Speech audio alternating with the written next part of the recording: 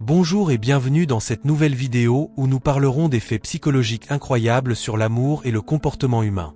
Merci de nous suivre jusqu'à la fin sans oublier de vous abonner à notre chaîne et d'aimer cette vidéo.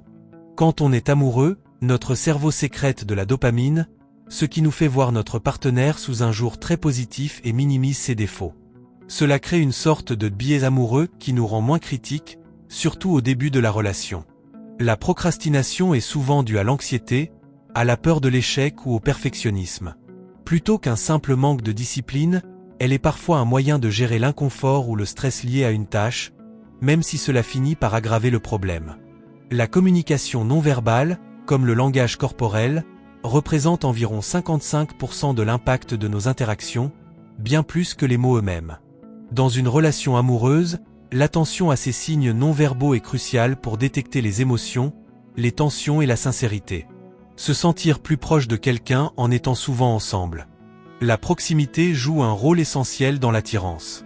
Selon l'effet de proximité, plus nous passons de temps avec quelqu'un, plus nous avons de chances de développer des sentiments pour cette personne.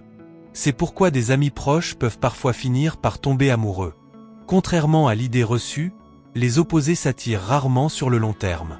Les recherches montrent que les couples qui partagent des valeurs, des intérêts et des styles de vie similaires ont plus de chances de durer. Les points communs créent un sentiment de sécurité et de compréhension mutuelle.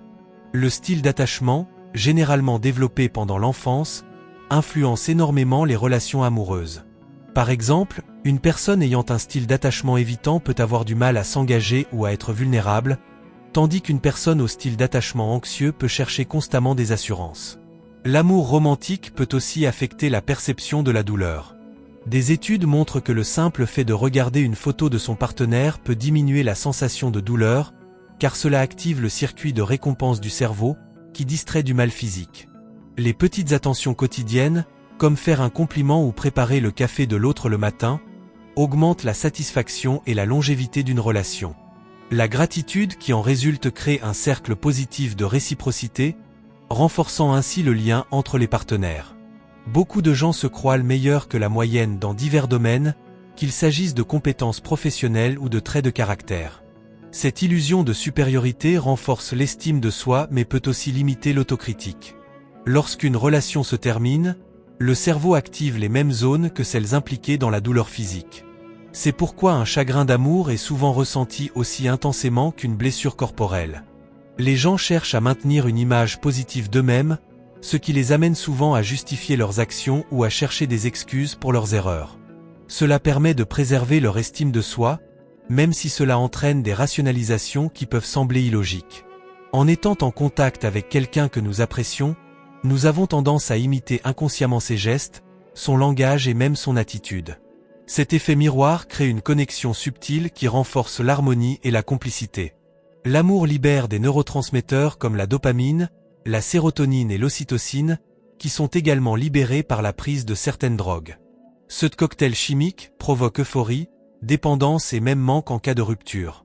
L'odorat joue un rôle subtil mais puissant dans l'attraction. Certaines études montrent que nous sommes attirés par des partenaires ayant un système immunitaire différent du nôtre, détectable par des phéromones. Cela pourrait être un mécanisme biologique destiné à améliorer la diversité génétique de la descendance. Les gens ont tendance à rechercher, interpréter et se souvenir des informations qui confirment leurs croyances préexistantes. Ce biais affecte nos opinions et renforce nos convictions, même face à des preuves contraires. Cela explique pourquoi il peut être difficile de changer d'avis sur des sujets qui nous tiennent à cœur.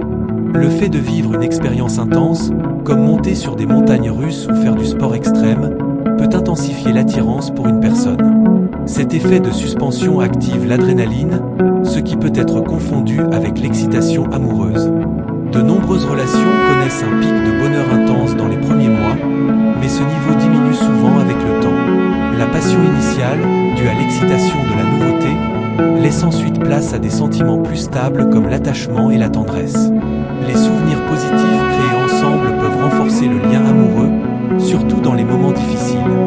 Le cerveau se souvient plus des moments émotionnellement chargés, et les souvenirs heureux peuvent servir de rappel de la connexion entre les partenaires. Les compliments et la reconnaissance des efforts de l'autre renforcent les relations. Un compliment sincère active des zones de récompense dans le cerveau, augmentant l'estime de soi et la gratitude, ce qui crée une dynamique positive dans la relation.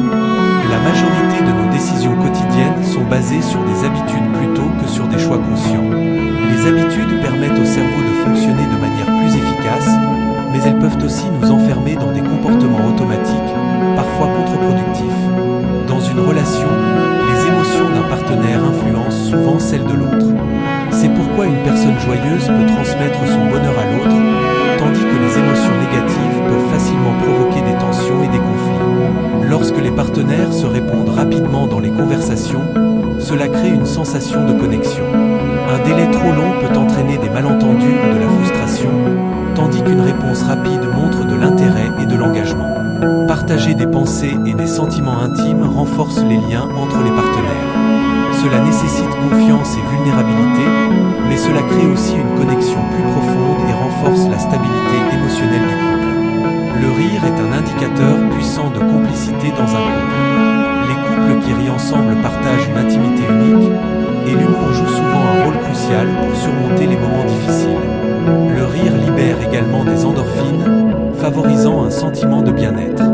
L'ocytocine est une hormone libérée lors des câlins, des baisers et des rapports intimes. Elle renforce le lien entre les partenaires en favorisant la confiance et l'attachement. C'est aussi cette hormone qui est libérée entre la mère et l'enfant lors de l'allaitement, créant un lien profond. Les couples qui partagent un rythme de vie similaire, comme les mêmes heures de sommeil ou les mêmes habitudes alimentaires, se sentent souvent plus connectés. Cette synchronisation renforce l'impression de former une équipe et favorise l'harmonie dans la relation. Les conflits ne sont pas forcément nuisibles à une relation, tant qu'ils sont abordés avec respect et communication.